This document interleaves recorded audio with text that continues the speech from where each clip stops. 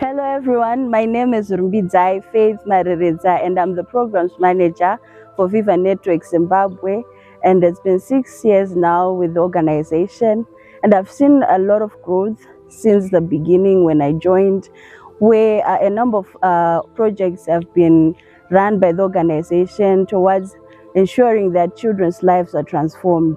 I'll name one, which include access to justice, which brought the birth of a project that is currently running called Reduce Exploitation of Children Together, where we're running together with other countries in collaboration.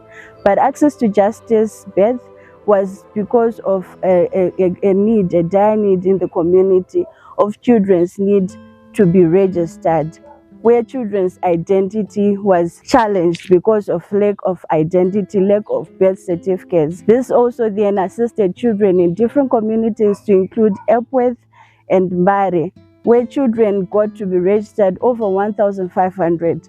And it also contributed to a number of other projects that are now assisting children going forward across the province of Harare.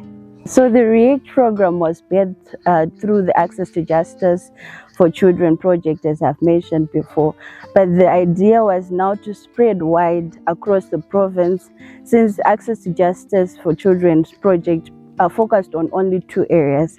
So from our plea to our support members, we managed to get through to them to ensure that we get to reach to more children now, with our target across different density suburbs, which includes Strongwiza, which includes Aupley, Heathcliff, Epworth included, Mbare as well, and other areas where children are experiencing certain challenges, to include that issue of lack of identity or registration, children that are being abused, exposed to abuse, different forms of abuse. So our idea was to ensure that we also spread our support to other areas where children are in need.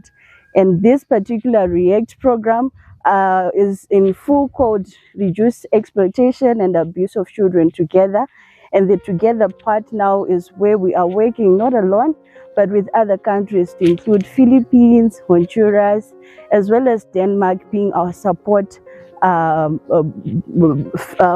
system in this project. So the idea is now running as a program for over 4 years, 2023 up to 2027 March, with the idea to ensure that every child is not left behind in these communities and beyond. So the lessons can be many, considering the period that we've been operating and working with the community.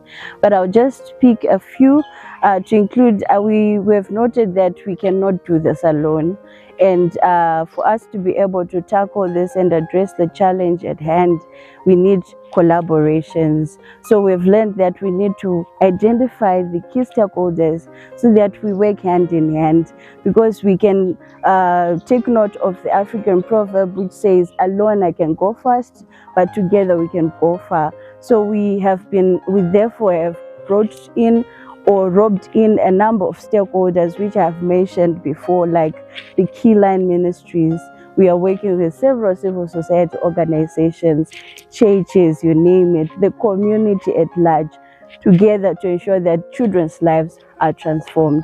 And also the other lesson we've learned is that the family structure is under attack, and it's been left that way for too long, and we need to ensure that we strengthen it back and bring it back to where it was before, where the indigenous knowledge system approaches were applied, where children believed in the approaches their caregivers or parents brought in as their role models. But nowadays we've lost that. The parents no longer have time for their children. I understand, because of the pressures of life, where they have to identify where they can source money or income to sustain the family. But also the families are now, this is also contributing to a number of challenges. We can say the children are now exposed. So one lesson we've learned is that we need to go back to the drawing board board and identify how we can strengthen the family structure. And thirdly, I would say we have learned that also there are a number, for sustainability's sake, we need to strengthen the grassroots level, which is the community structures.